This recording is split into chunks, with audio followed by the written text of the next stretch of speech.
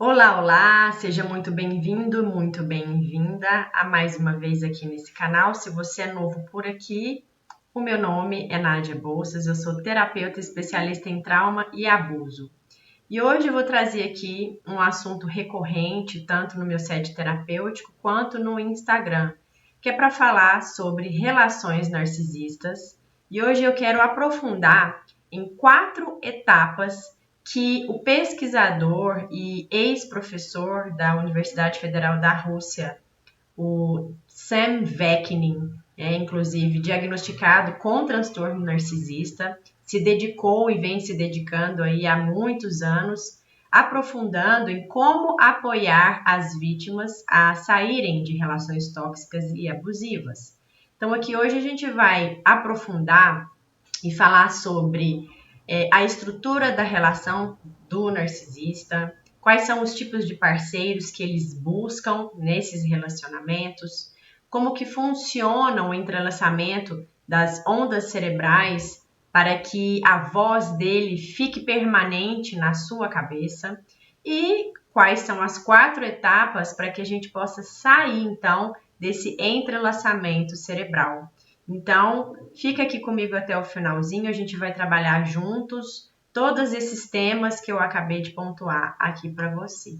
Então, começando esse relacionamento com o narcisista, então de praxe as pessoas já mais ou menos têm uma noção que narcisista tem essa característica de egocentrismo, que é muito diferente de uma característica de egoísmo, porque o egoísmo, e aqui eu trago um nome, né, que talvez eu possa ter cunhado, não sei, que é o egoísmo altruísta. O que é isso, né? O egoísmo altruísta, eu enfatizo isso porque é uma característica em que todo indivíduo saudável tem, que é saber olhar para si mesmo, ponderar o que é que faz bem para si e o que faz mal para a outra pessoa, onde a gente consegue se delinear, se perceber entre as relações, para que a gente não cause excesso, nem de ir em excesso, ultrapassando o outro, mas também percebendo até que ponto que o outro pode vir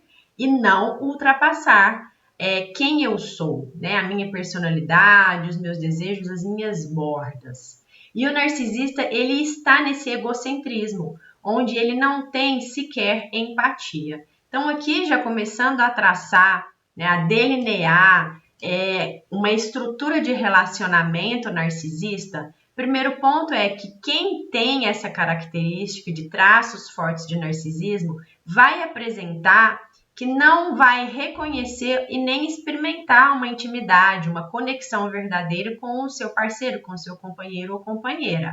E aqui você pode começar a perceber se essa pessoa está demonstrando que se importa com os seus sentimentos.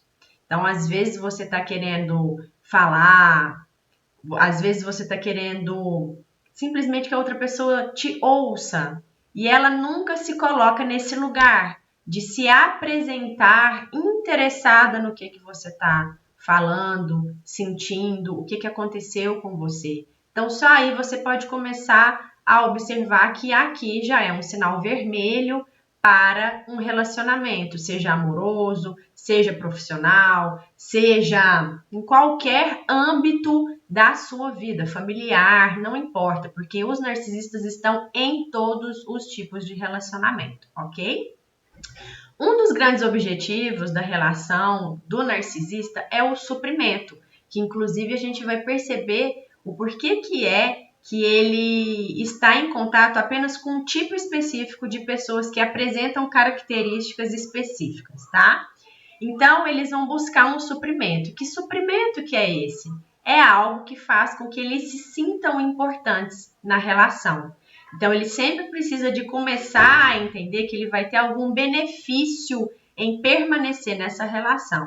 Então, o que ele busca de suprimento, de benefício, muitas vezes, é justamente o que o parceiro ou parceira leva para ele. Então, o parceiro ou parceira vai estar sempre oferecendo coisas como sexo, status social, equilíbrio financeiro e várias outras coisas que a vítima pode oferecer para ele, que não seja sentimento, que não seja emoção, mas que seja algo que ele sinta a satisfação em estar preenchendo a sua necessidade de se suprir como alguém que é importante, como alguém que inclusive é melhor do que o próprio companheiro, tá? Bom, quais são os tipos então de parceiros? Algo que é muito interessante, que eu inclusive estou sempre enfatizando, que uma das grandes características das vítimas é ter a empatia, mas uma empatia em excesso. Então, quando a gente começa a perceber que nós temos traços de agradar demais, em que a gente ultrapassa, inclusive, o nosso tempo de dedicação com as pessoas, né? A gente ultrapassa, sei lá, a grana, né? Que a gente, às vezes, não está podendo gastar e muitas vezes a gente empresta dinheiro ou muitas vezes a gente não tem dinheiro, não pode emprestar, mas a gente vai lá no banco, faz um empréstimo no nosso nome e empresta isso para a pessoa some. Então, essa é uma característica muito comum que a gente ouve de narcisistas e psicopatas, onde eles vão desconsiderar, né, o que você vai passar, se você vai conseguir ou se você não vai conseguir pagar essa fatura no banco. O que importa é ele se satisfazer e ele sumir, realmente te descartar. Então, o narcisista, ele não liga para a empatia, né? Na verdade, não é que é porque você é empata, que você se preocupa muito com as pessoas, que ele está buscando isso em você. Ele não está buscando empatia, né? O narcisista, ele se importa verdadeiramente apenas com o seu suprimento, a forma que ele vai se suprir. E aí, então, quais são os tipos de pessoas que apresentam essas características? Muitas vezes, né, o psicopata, por exemplo, ele não tem empatia, mas ele vai, muitas vezes, criar uma parceria com o narcisista por conta dos benefícios que ambos vão encontrar nessa relação, tá? Então, aqui a gente tem psicopatas, a gente tem narcisistas que podem sim se relacionar, mas apenas a título de vínculo de benefícios e não um vínculo emocional, percebe? Além disso, a gente tem mais dois outros tipos, e esses sim são tipos de vítimas que se importam e que saem muito destruídas dessas relações tóxicas com narcisistas, que são as pessoas que têm diagnóstico de borderline ou de codependência emocional.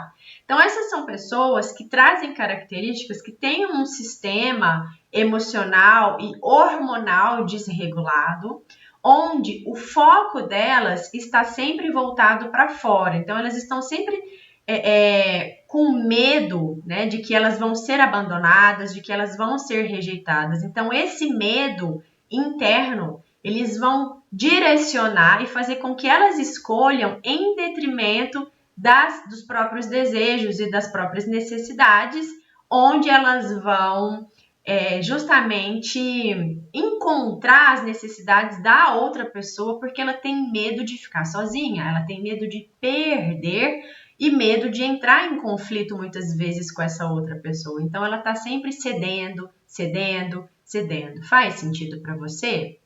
Bom, espero que sim. Então a gente vai adentrar, né, com relação na verdade, a gente vai dar uma continuidade, que eu estava lendo aqui que eu tinha colocado. Então, olha só, é verdade que alguns tipos de pessoas são atraídas por narcisistas. E com muito respeito, e eu vou pedir para você respirar, que às vezes você está se identificando aqui nesse processo, né?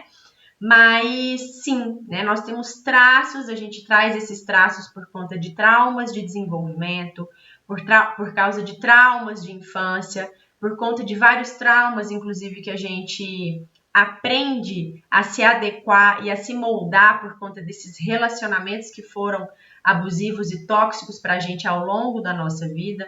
Então, a gente vai apresentando algumas características na nossa forma de se comportar, e eu quero abrir aqui um parêntese e deixar bem claro que o que você pensa e a forma que você se comporta não faz quem você é.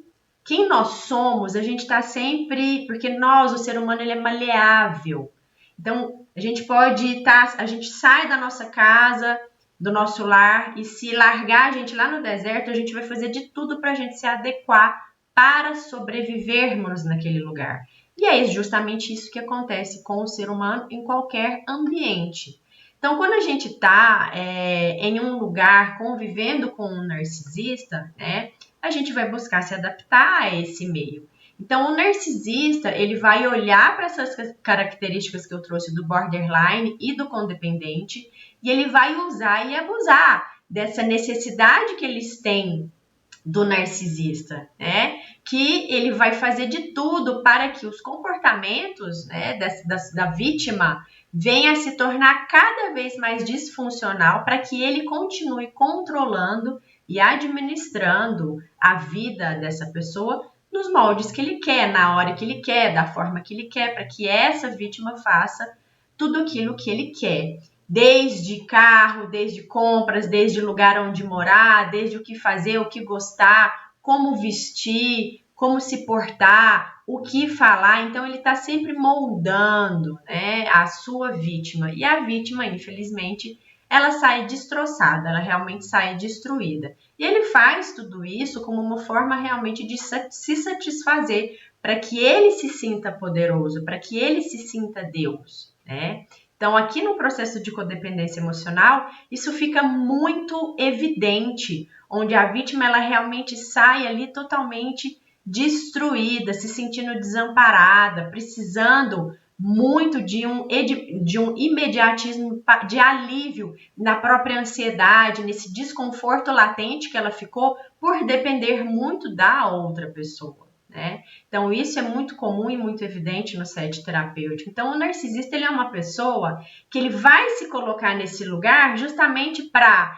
ser o responsável para acalmar a sua vítima, para reduzir a ansiedade. Então, ele vai ser fonte de segurança para a vítima, onde a vítima vai passar a sentir insegurança emocional sempre, e então ela vai ser dependente emocional sempre do próprio narcisismo, né? Do próprio narcisista. Então, aqui a gente começa a perceber, né, o quanto que a vítima realmente se perde no meio do caminho. Ela vai esquecendo a sua própria identidade para se moldar nesse lugar, né, nesse espaço que é uma casca que ela aprende, né, a ser, para que ela não perca aquela pessoa que, infelizmente, terá aí um diagnóstico de psicopatia ou de transtorno narcisista. E aqui é algo que eu acho que é muito importante a gente trazer, cuidar, que as vítimas muitas vezes elas saem, né, desse processo de convívio com o narcisista e elas saem com vozes penetradas dentro do inconsciente, dentro da mente delas, e são vozes que não deixam com que ela siga em frente, com que ela permaneça ali impactada e estagnada na vida dela, né? Então, principalmente quando o narcisista descarta essa vítima, ela se sente a pior pessoa do mundo, ela se sente um lixo. E então, nesse sentido, existem vozes na cabeça dela, que são as vozes do narcisista. Inclusive tem relatos aqui de pessoas que eu acompanho, que conviveram durante muitos anos, né, com o narcisista, e que mesmo de corpos separados, a quilômetros de distância, sentia como se a pessoa estivesse ali, falando na cabeça dela, né? Então, isso é algo que fica muito latente ainda na cabeça da vítima, que é a voz do narcisista. Então, algo, né, que o próprio Sam Vaknin, ele traz aqui de um alemão, que é o Joseph Goebbels, que a voz do narcisista ela se torna uma verdade na mente da vítima, porque o Joseph Goebbels ele trouxe lá na Segunda Guerra Mundial, se eu não me engano, um ditado que ele ficou aí para ad eternum, que é o seguinte: repita uma mentira 1000 vezes, que ela se tornará uma verdade, né? E aí é justamente isso que o narcisista faz. Ele repete que você é feia, ele repete que você é insuportável, ele repete que você não é merecedora, que você nunca vai encontrar alguém como ele, que você não vai conquistar, que você não vai ter sucesso. E aí essas vozes elas vão ficando impregnadas, introjetadas dentro de nós. Mas aí lá em 2006, a gente traz então uma pesquisa onde eles fizeram um comparativo de duas pessoas cantando música ao mesmo tempo, cantando a mesma música ao mesmo tempo, né? E aí essas duas pessoas, eles fizeram então através desse experimento, verificaram que através do nível de onda cerebral, que nós temos as ondas teta, gama, alfa, beta, então dependendo do nível de onda cerebral que você entra, por exemplo, na música, as duas mentes se tornaram uma só. Então, essas ondas cerebrais fizeram com que as vozes se introjetassem e elas se tornavam uma só. E é justamente isso, esse experimento que trouxe para a gente a resposta do que é que acontece quando um narcisista penetra, introjeta dentro de nós as suas vozes e as suas crenças, ou seja, tudo aquilo que ele acredita que você é, ou que ele faz com que você se submeta, né? Você vai acreditar piamente nisso daí.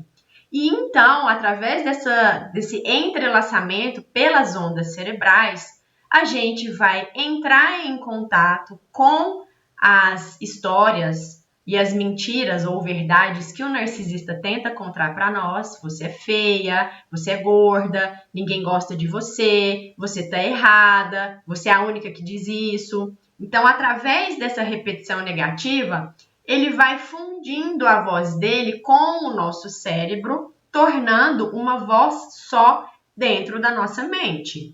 E aí, então, ele consegue silenciar outras vozes que nós temos dentro de nós. Em especial, né, a gente está falando da vítima em que está exposta nessa relação com o narcisista.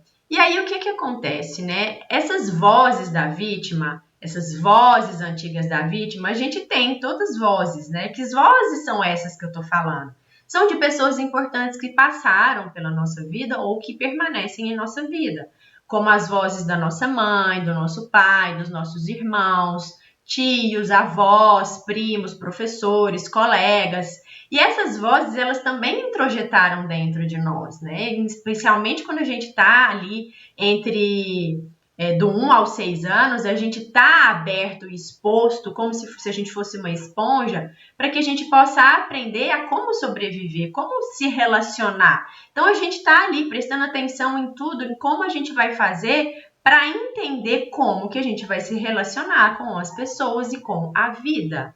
E aí a gente entra também nessa mesma condição, nessa relação com o narcisista, onde a gente acessa, em especial, as vozes negativas que ficaram dentro de nós. Só que, quando a gente pega vozes negativas antigas do passado, que são dos nossos parentes, familiares, colegas, conhecidos, somadas, né, a essas vozes do narcisista, isso fica mais reforçado e isso irá colaborar com essa introjeção do aspecto narcisista dentro de nós. Então, essas vozes negativas, como você não é merecedora, você é uma pessoa má, você é feia, você é incapaz, tudo isso vai colaborar com a voz do narcisista. Você é um fracasso, você é burra, tudo isso vai criar uma aliança com essas vozes negativas antigas, fazendo com que isso seja um reforço e que a gente acredite que isso é uma verdade. E é claro que se o narcisista está ali, em especial numa relação amorosa, a gente dá importância para essa relação, a gente dá uma ultra importância nessa pessoa, no que essa pessoa fala sobre nós, o que ela pensa sobre nós, a gente se importa, porque é diferente do que o narcisista faz. Né? A vítima, com essa empatia e com essa necessidade de buscar recursos de bem-estar, dependendo do outro, então eu vou sempre acatar, aceitar de uma forma realmente submissa ao que o outro está me trazendo, e aí então eu introjeto como uma verdade, se tornando uma crença limitante dentro de mim. Só que quando a gente está falando numa relação tóxica e abusiva com um narcisista ou um psicopata, a gente está falando que quando nós saímos dessa relação, estamos saindo de uma relação abusiva, onde a gente vai trazer o CPTSD, que nada mais é do que o transtorno de estresse pós-traumático complexo. E aí, com isso, a gente traz muitos moldes e muitos comportamentos aprendidos que estão muito delineados nessas características narcisistas ou de psicopatia. Mas calma, respira, que assim como eu consegui trabalhar e mesmo que eu identifique essas características em mim, hoje eu consigo já sair desse egocentrismo que eu aprendi a criar nesse relacionamento de convívio com o narcisista ou com os narcisistas, que eu já experimentei vários tipos de relacionamento com pessoas que têm esse diagnóstico. E aí, então, a gente pode cuidar disso posterior ao término dessa relação, né? Porque essas características, elas são mais superficiais e elas vão se diminuindo de acordo com que a gente vai entrando com a empatia, né? Então, a gente vai entrando em contato com essa empatia, que ela antes era uma empatia em excesso para outra pessoa, agora a gente vai começar a olhar para essa empatia para nós mesmas. E isso, portanto, é totalmente reversível e isso pode ser, inclusive, aprofundado, né, com a terapia, e isso é claro que é ao longo do tempo. Então, calma, né, respira, que existe sim possibilidade de você sair dessas vozes e sair desse lugar de que você é uma vítima dessas vozes, de que você não pode fazer nada e que você não consegue fazer nada com isso. E é justamente aí que a gente vai entrar nesses próximos minutos. Fica aí de antena ligada, pega papel e caneta, se precisar pausa o vídeo, porque tem algumas coisas para você poder anotar e colocar em prática assim que você terminar de assistir esse vídeo. Então, a gente vai começar falando sobre as 4 etapas que você pode começar a colocar em prática já antes mesmo de começar a fazer terapia. E isso que, inclusive, eu super recomendo para que você possa já começar a entrar em contato com esse trabalho interno, levando essa abertura maior para que o seu terapeuta e psicólogo possa se aprofundar ainda mais e trabalhar de forma mais eficaz no seu processo. Então, o primeiro ponto aqui, a gente vai falar sobre algo que é não se identificar mais com a identidade de vítima. Então, até o momento onde a gente percebe que fomos vítimas de um relacionamento tóxico e abusivo, sim, isso realmente aconteceu e não tínhamos condições de entender que essas características iniciais que essa pessoa apresentava para a gente iria levar a gente para o fundo do poço. A gente não tem essa consciência, percebe? Então, sim, até esse momento nós fomos uma vítima verdadeira. Porém, a partir do momento que o incômodo se torna grande demais e eu começo a perceber que algo está errado, eu já começo a entrar em contato com algo que é com a minha capacidade e com a minha potência de sair desse lugar. E a partir da tomada de consciência, que é isso, por exemplo, que eu e você estamos fazendo aqui, eu estou te trazendo conhecimento e você está introjetando esse novo conhecimento dentro de você, que a partir de agora você não precisa mais de se identificar com a vítima. Então, a vítima, ela traz características de impotência e de incapacidade, que é justamente o que o narcisista quer que você continue ficando. Ou seja, ele quer que você continue dependendo dele. Mas aqui o processo de desidentificação do papel de vítima é respirar e entender que, ok, até aqueles momentos eu não conseguia fazer nada, mas que a partir de agora eu vou buscar lugares, formas, o que é que eu preciso mudar, para que eu consiga, então, obter resultados diferentes. O segundo ponto, então, é começar a olhar para esse passado, para essas escolhas que eu fiz e começar a perceber onde é que eu estava contribuindo para, de uma forma muito inconsciente, somar na relação e permanecer naquele lugar. Então, primeiro ponto, lembrar, eu permaneci, mas não foi de uma forma consciente. Não foi porque eu queria de fato estar ali, não. A maioria das vezes, nós ficamos nessa relação já para o fim, indo e voltando, porque nós não temos condições hormonais, de consciência, muito menos emocionais, para que a gente possa se apoiar no nosso centro, visto que existe uma dependência emocional e química muito grande com o narcisista. Mas agora é a gente começar a olhar para evidências de o que é que eu estava oferecendo, quais foram os pontos que eu oferecia nessa relação para que o narcisista permanecesse também e para que eu também continuasse naquele lugar. Então, existem alguns pontos para a gente começar a refletir juntos. Vamos lá? O primeiro, então, é a gente começar a entender, ok, a partir de agora eu tenho um senso de agenciamento. A partir de agora, eu vou começar a ter responsabilidade pelas minhas escolhas, porque até então eu não tinha. Quem tomava conta da minha vida, do que eu gostava, do que eu ouvia, das roupas que eu usava, para onde que eu ia, com quem eu conversava, qual familiar eu poderia me relacionar, tudo isso muitas vezes é o narcisista que vai dizer o que eu posso e o que eu não posso. Faz sentido? Então agora a gente vai começar a fazer 3 perguntas. O que eu posso fazer agora e que antes eu não conseguia? Antes eu era dominada e eu era cerceada pelo narcisista.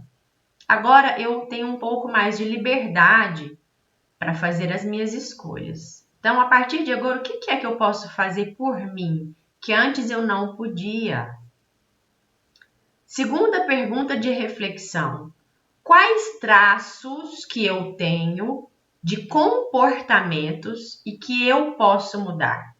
Quais comportamentos que eu consigo ver dentro de mim e que estão me incomodando, me irritando, muitas vezes me levando a buscar pelo narcisista, mas que eu quero mudar.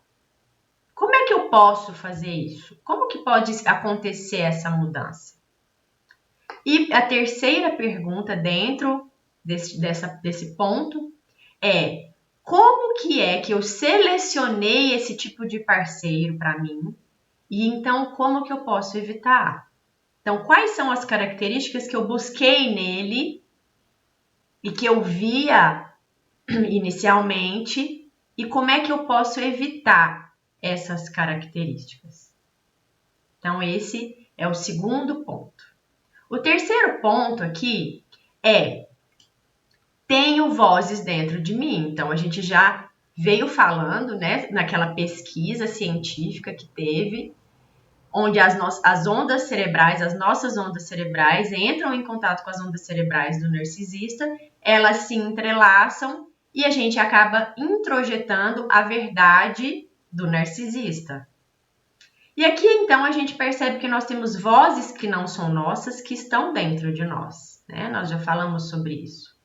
Mas, então, como é que eu vou saber quais são as minhas vozes? Onde que é que está a minha autenticidade? Como é que eu vou reconhecer, né? Qual que é a minha voz e qual não é a minha voz? Então, o Sam Vaknin, ele vem trazer o seguinte, que se você está ouvindo uma voz que está te criticando, te invalidando, te anulando, te diminuindo, te desmoralizando, te destruindo, ela não é a sua voz.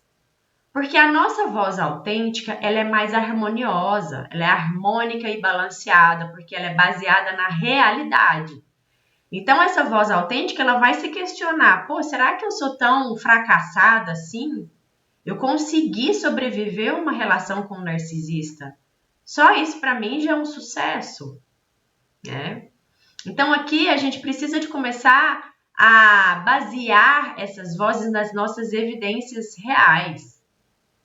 Estou lembrando aqui, recentemente, uma paciente minha veio cuidar e me contou, né, que no dia que ela foi descartada, ela estava muito bonita, ela foi de encontro com o ex-narcisista, que disse para ela como ela estava feia, ela se olhava no espelho e falava, nossa, mas eu tô muito bonita.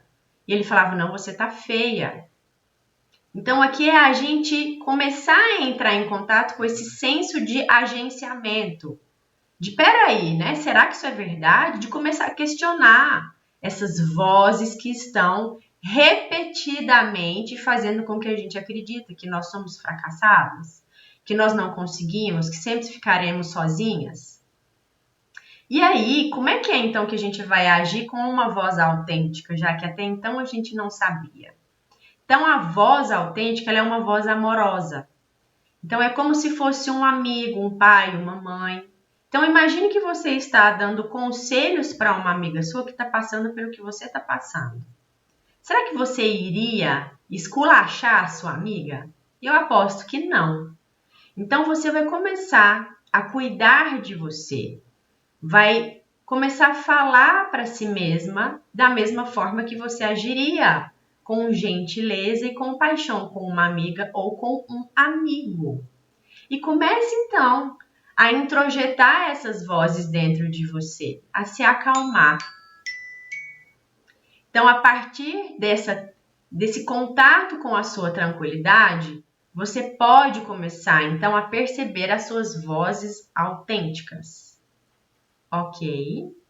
O quarto e último passo é como é então que eu posso fazer essas vozes pararem? Ok, identifico essas vozes. Ok, vejo que elas não são minhas, vejo que elas são meu inimigo. Então, o Sam Vaknin, ele vai trazer para a gente como silenciar essas vozes. Então, tem o jeito do Sam Vaknin e eu vou trazer o meu jeito também. Eu gosto muito do jeito do Sam Vaknin, por quê? Porque o jeito dele é um jeito de imposição. Vai impor em cima dessas vozes que são negativas para nós. E essas vozinhas são vozes infantis. E é justamente isso que o narcisista fez com a gente. O narcisista, ele chega na relação com o canto da sereia, com um encanto, que é chegar para a gente e falar: a partir de agora, eu que você, o seu pai e a sua mãe, você não precisa mais se preocupar com nada na sua vida. Você pode depositar tudo que você espera da vida em mim, que eu vou te dar. Eu que vou te acarinhar, eu que vou te dar amor. Esse amor incondicional que você espera sou eu que vou te dar. Que é justamente na fase do love bombing, né? Então, é justamente aqui que a gente cai nessa armadilha e nessa isca, onde a gente se abre e confia totalmente no narcisista. Então, ele faz com que a gente entre em um lado infantilizado nosso, onde a gente perde justamente o nosso senso de agenciamento, de gerenciamento da nossa vida, das nossas emoções, do que gostamos, do que queremos falar. Então, o Sam Vaknin, ele traz o seguinte: para silenciar essas vozes, diga apenas: cala a boca, cala a sua boca. Eu, Nádia, já trago uma outra forma que é simplesmente dizer: cancela. Essa voz não é minha. Essa voz não é mais minha. Eu não acredito em você. E assim como na psicologia tem o princípio da economia, que ele diz justamente o quê? Que quando eu paro de usar, morre. Né? Então, use isso ou perca isso, né? Use it or lose it. Então, essas mentiras, né? Essas falas são falácias, elas não são verdades absolutas. Então, a gente pode justamente começar a olhar para isso de uma forma responsável, a entrar em contato com esse senso de gerenciamento e começarmos, então, a sermos maduras nas nossas escolhas e decisões através dessa voz autêntica, em que a gente vai silenciando aos poucos essas vozes negativas. Espero que esse vídeo tenha feito sentido para você. Eu vou ficando por aqui e deixo você aí com uma prática para você cancelar e calar a boca dessas vozes negativas que estão dentro de você, para que você possa aos poucos ir abrindo esse espaço interno, permitindo que coisas boas possam acontecer com você. Eu vou ficando por aqui. Um grande abraço e até o próximo vídeo.